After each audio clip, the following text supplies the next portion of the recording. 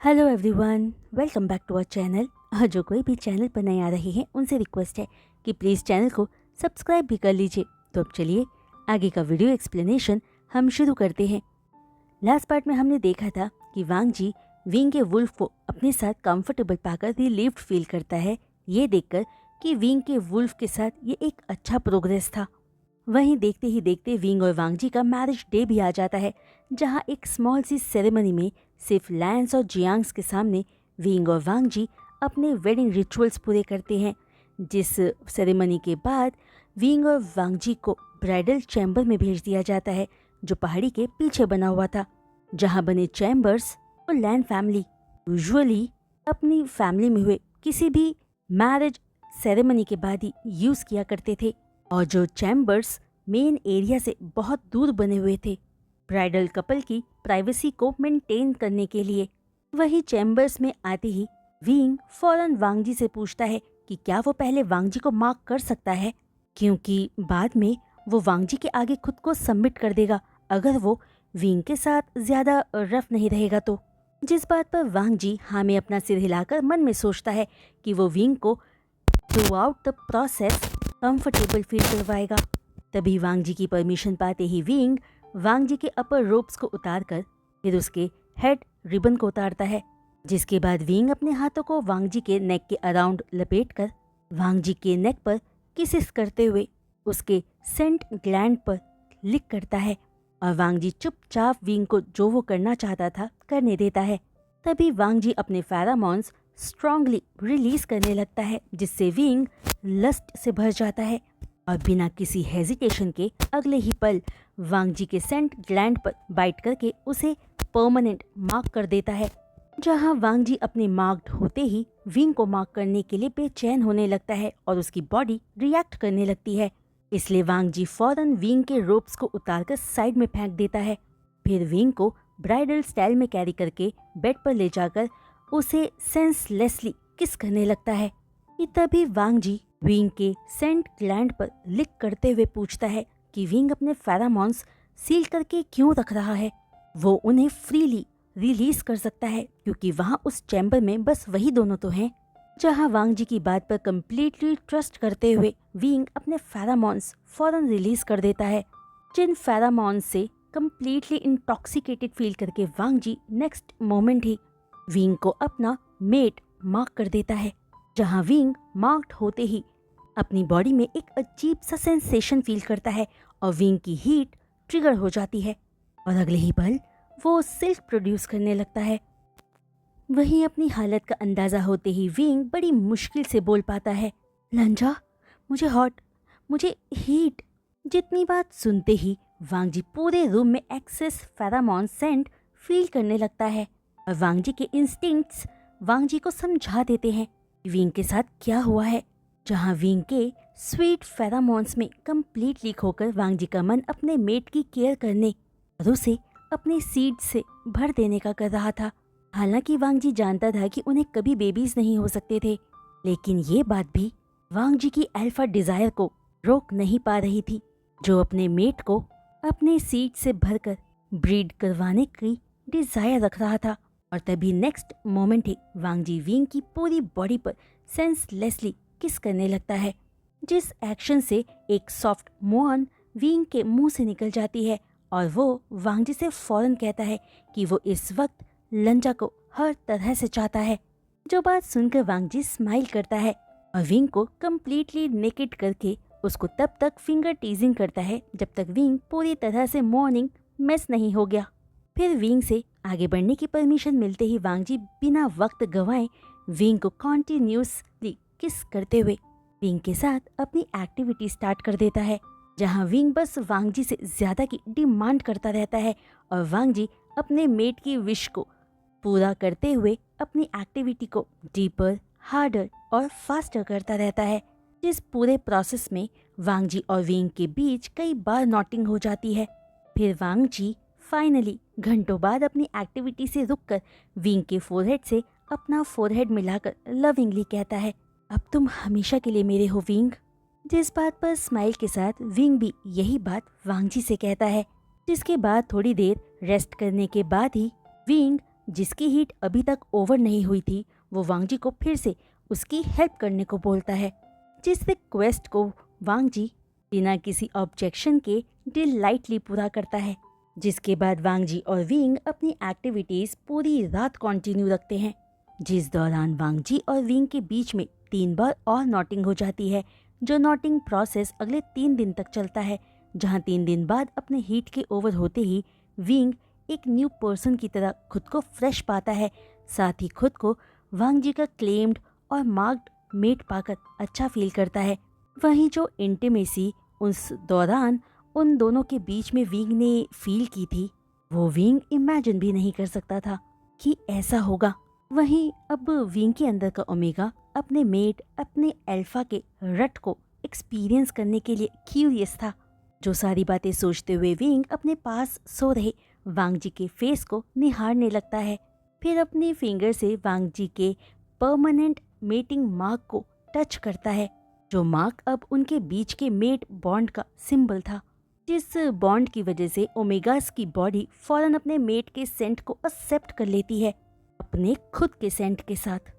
जहां पर दरअसल सिर्फ परमानेंट मार्क होने के बाद ही हर ओमेगा के नेक के पीछे और कलाई पर उसके अल्फा के फैमिली ब्लड लाइन मोटिव का टैटू बन जाता था, और उनके टैटू का कलर उस ओमेगा के पार्टनर की रैंकिंग पर डिपेंड करता था। तो अगर किसी ओमेगा का पार्टनर एक डोमिनेंट प्योर ब्लड अल्फा होता था तो उनके टैटू का कलर रेड होता था, वहीं सिर्फ डोमिनेंट अल्फास का टैटू ब्लू कलर का होता था और रिसेसिव टाइप अल्फास का टैटू कलर येलो होता था। वहीं विंग एक हाइब्रिड होने की वजह से अपना टैटू हमेशा छुपा कर रखता था, जो अब लैंड पैक के फैमिली टैटू जो एक क्लाउड मोटिव था उसमें बदल चुका था, जो अब एक पर्पल कलर का था, क्योंकि विंग में एक प्योर ब्लड डोमिनेंट अल्फा होने के साथ एक ओमेगा भी था। वहीं वांग जी का मोटिव रेड कलर का था, जो एक true pure blood dominant alpha था, और इसी मेट बॉन्ड की वजह से पार्टनर्स एक दूसरे के इमोशंस को फील कर सकते थे और इजीली कहीं से भी टेलीपैथी के थ्रू कम्युनिकेट कर सकते थे। लेकिन ये टेलीपैथी तभी करना रेकमेंडेड होता था जब कोई भी एक पार्टनर खतरे में हो, तो दूसरे को पता चल जाता था। और जबकि अब विंग के पास वांग जी का दिया परमानेंट मार्क था, तो वो अपनी लाइफ इजीली छुपा कर रख सकता था बिना अपनी सेंट को सील किए, क्योंकि अब से उसकी सेंट सिर्फ वांग जी को ही फील हो सकती थी। जो सारी बातें सोचने में विंग इतना खोया हुआ था कि ये ध्यान ही नहीं दे पाया कि उसके पास लेटा उसका अल्फा जाग चुका था। वहीं पहले के मुकाबले विंग का वुल्फ भी बहुत शांत था, क्योंकि अब उसे पता चल चुका था कि वो अपने अल्फा के साथ अब सेफ है। जो सेफ्टी की फीलिंग एक्चुअल में विंग के वुल्फ को चाहिए थी, जिस पर अब वो ट्रस्ट कर सकता था बिना किसी डर के। कि तभी अचानक वांग जी सॉफ्ट टोन में कहता है, हेलो माय मेट। जो सुनते ही विंग स्माइल के साथ कहता है, हेलो अल्फा, मेरा इरादा तुम्हें जगाने का नहीं था, मैं तो बस तुम्हें ज्यादा एडमायर कर रहा था। जो बात सुनते ही वांग जी रोल होकर विंग के ऊपर आकर स्माइलिंग फेस के साथ पूछता है कि अब विंग कैसा है और उसका वुल्फ भी। तो विंग बताता है कि वो तो ठीक है और उसका वुल्फ भी इस वक्त बहुत शांत है। लगता है इस मेटिंग प्रोसेस ने उसे बहुत थका दिया है। जो बात सुनते ही वांग जी हंसते हुए कहता है, तो अब क्या वो वुल्फ ना रहकर पपी बन गया है? जिस पर विंग कहता है कि शायद, क्योंकि अब उसके पास कोई है जिस पर वो डिपेंडेंट हो सकता है, जिसके साथ वो सेफ रह सकता है, और अब वो होप करता है कि उसका अल्फा उसे चेरिश करेगा। जिस बात पर वांग जी स्माइल के साथ कहता है कि वो विंग को हमेशा चेरिश करेगा, क्योंकि हर किसी के पास ये कहने के लिए नहीं है कि उनके पास एक ब्यूटीफुल हाइब्रिड है। जिस रिस्पॉन्स पर विंग गिगल करते हुए कहता है कि अगर वांग जी ने अपनी स्वीट बातें करनी बंद नहीं की तो विंग दोबारा से वांग जी को उसे नॉट करने के लिए कह देगा। जिस पर वांग जी कहता है कि वो ऐसा करने के लिए कभी कोई ऑब्जेक्शन नहीं उठाएगा, बल्कि उन्हें तो ये एवरी डे की प्रैक्टिस रखनी चाहिए। जो बात सुनते ही विंग वाइड आईज के साथ कहता है, एवरी डे? मैं शायद एवरी डे ये सब ना हैंडल कर पाऊँ। जिस पर वांग जी स्मर्क के साथ कहता है कि वो तो हम खुद करके पता लगा लेते हैं। जो बात कहते ही वांग जी फिर से विंग को मॉर्निंग मेस बना देता है, जिस पर विंग भी एक बार भी रेजिस्ट नहीं करता। वही पूरे एक हफ्ते चैम्बर में एक दूसरे के साथ टाइम बिताकर दोनों हफ्ते के बाद जिंगशी वापस आ जाते हैं, जहां इस दौरान अब तक विंग और वांग जी का बॉन्ड और ज़्यादा स्ट्रांग हो गया था और उनके रेगुलर लव मेकिंग सेशंस से विंग का वुल्फ इतना हैप्पी था कि वो एक पालतू पपी की तरह पूंछ हिलाता हुआ वांग जी के पीछे पीछे रहता था, मानो उसे कोई न्यू टॉय मिल गया हो। जहां जिंगशी वापस आकर फ्रेशन अप होने के बाद दोनों ही बैकयार्ड में ब्रेकफास्ट करने जाते हैं, जहां बैठकर विंग खुद को बहुत रिलैक्स्ड फील करता है, जैसा उसने आज से पहले कभी अपने लिए फील नहीं किया था। इसलिए विंग अपनी आंखें क्लोज करके फ्रेश एयर को इनहेल करता है और वांग जी विंग के साथ बैठा बस अपने मेट को देखता रहता है, जहां अपने पार्टनर के साथ साथ अपने पार्टनर के वुल्फ को भी काम और कंपोज पाकर वांग जी बहुत हैप्पी फील करता है। तभी अचानक विंग लंजा का नाम लेता है, जो अपना नाम सुनते ही अपने ख्यालों से बाहर आकर विंग को रिस्पॉन्स करता है सिंपल से में। तभी विंग एक स्माइल के साथ पूछता है कि वांग जी उसे इस तरह क्यों देख रहा है, जिस पर वांग जी कहता है कि वो अपने मेट के लिए हैप्पी फील कर रहा है और ये भी देख पा रहा है कि उसके मेट का वुल्फ पहले से ज़्यादा बेटर फील कर रहा है। जिस बात पर विंग हाँ में अपना सिर हिलाता है और स्माइल के साथ आगे कहता है कि उसका वुल्फ इतना शांत और हैप्पी है कि अगर बाहर आया तो एक लॉस्ट पपी की तरह वैगिंग करता हुआ वांग जी के पास आ जाएगा। जिस बात पर दोनों ही हंसते हैं। फिर विंग पूछता है कि आज दोनों वो क्या करने वाले हैं, जिस पर वांग जी कहता है कि वो आज विंग को पूरी लैंड टेरिटरी दिखाएगा, साथ ही वो विंग को ले जाकर नए रोप्स का मेजरमेंट भी देगा। विंग को जो भी कलर पसंद हो वो वहाँ बता सकता है, क्योंकि विंग को न्यू रोप्स की ज़रूरत है लैंड पैक के सेकंड मास्टर के मेट होने के नाते। जो विंग का स्टेटस उसके न्यू रोप्स से सबको पता चल जाएगा। जिस बात पर स्माइल करके विंग कहता है कि उसे डार्कर ब्लू कलर ज़्यादा पसंद है। तभी वांग जी विंग से कहता है कि वो नहीं चाहता कि विंग खुद को कहीं पर भी कैद करके रखे। विंग अब कहीं पर भी कभी भी अपनी मर्जी से आ जा सकता है। ये लैंड पैक अब विंग का नया घर है, उसका अपना घर। तो वांग जी चाहता है कि विंग खुद को यहाँ कंफर्टेबल पाए। जो बात सुनकर विंग थैंक यू कहता है और पूछता है क्या क्या उसे भी फोरहेड रिबन पहनना पड़ेगा, जिस पर वांग जी कहता है कि प्रोबेबली विंग को पहनना ही पड़ेगा, क्योंकि इससे उसका स्टेटस पता चलेगा और दूसरे पैक के लोग भी जान जाएंगे कि विंग किस से बिलोंग करता है, चाहे वो सारे विंग का मार्क देख पाए या ना देख पाए, क्योंकि सबके लिए तो विंग एक बीटा है, तो उन्हें विंग का मार्क नहीं दिख पाएगा, लेकिन विंग का फोरहेड रिबन सबको सब कुछ बता देगा। जिस बात पर स्माइल के साथ विंग ओके कहकर पूछता है तो फिर क्या वो कुछ डिसाइपल्स को आर्चरी और सेल्फ डिफेंस भी सिखा सकता है, जिस सवाल पर वांग जी हाँ कहता है और बताता है कि उसके अंकल और ब्रदर दोनों ही वैसे भी विंग से इस बारे में बात करने ही वाले थे कि वो अपना क्या कंट्रीब्यूशन लैंड पैक में दे सकता है। तो वांग जी विंग को उसके खुद के कुछ सिलेक्टिव डिसाइपल्स दे सकता है, जिन्हें विंग खुद अपनी तरफ से अपने तरीके से ट्रेन कर सकता है, उन्हें तालिस्मान भी सिखा सकता है, जिसके बारे में वांग जी और विंग जाकर खुद बाद में अंकल और ब्रदर से बात कर लेंगे। जो पूरी बात सुनकर विंग स्माइल के साथ लंजा को थैंक यू बोलता है और पूछता है कि क्या लैंड पैक में ऐसा कोई भी हो सकता है जो विंग के लिए प्रॉब्लम क्रिएट करे, जिस पर वांग जी कहता है कि ऐसा कोई नहीं है, लेकिन विंग को कभी भी ऐसा कुछ लगे तो वो फौरन आकर वांग जी को बता सकता है। जिस बात पर विंग स्माइल के साथ वांग जी को पोजेसिव अल्फा कहता है, जिस बात पर अपना पोजेसिवनेस शो करते हुए वांग जी फौरन विंग को अपनी गोद पर बिठा लेता है और कहता है कि विंग उसका ट्रू मेट है। वांग जी अब लाइफ टाइम विंग को चेरिश करेगा और कभी छोड़कर नहीं जाएगा, और वांग जी चाहता है कि वांग जी की इन सभी बातों पर विंग यकीन करे, जिस पर विंग भी कहता है कि वो भी अब कभी वांग जी को छोड़कर नहीं जाएगा, क्योंकि वांग जी अब उसका है। जो बात कहते ही विंग अपने लिप्स वांग जी के लिप्स से मिला देता है और वांग जी भी उस किस का रिस्पॉन्स पैशनेटली करता है।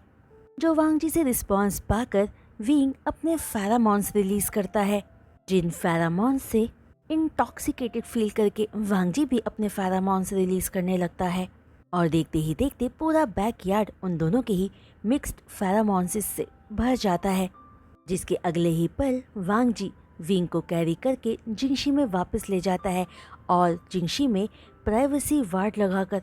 फिर से विंग के साथ घंटों लव मेकिंग अपने सेशंस पूरे करता है। जिसके बाद दोनों ही फ्रेशन अप होकर चिरैन और शिचैन से मिलने जाते हैं, जहां अब हर बीतते दिन के साथ विंग और वांग जी का बॉन्ड स्ट्रांग होता जा रहा था। वहीं वांग जी का खुद को विंग से दूर रख पाना बहुत मुश्किल हो पा रहा था। इस बात से विंग को भी कोई ऑब्जेक्शन नहीं था, क्योंकि विंग और वांग जी दोनों ही एक दूसरे के लिए सेम अफेक्शन और डिजायर फील करते थे। जहां अपने हर एक लव मेकिंग सेशन के बाद विंग को घंटों हॉट वाटर बाथ लेकर अपनी बॉडी को हील करना पड़ता था। साथ ही विंग हर अपने लव मेकिंग सेशन के बाद अपनी बॉडी में बहुत ही स्लाइटली सा कुछ चेंज फील करता था, लेकिन वो समझ नहीं पाता था कि वो क्या था। वहीं धीरे धीरे विंग को लैन पैक का सेकंड मैडम लैन होने के नाते सारे प्रिविलेज मिलने लगे थे, जो सब कुछ विंग के लिए बहुत नया था, लेकिन वो उन सब चीज़ों को एंजॉय कर रहा था।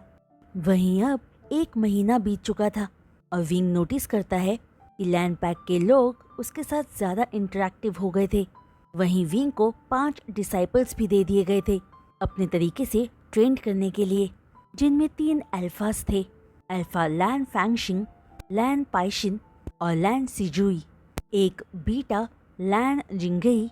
और एक ओमेगा लैन ओयंग।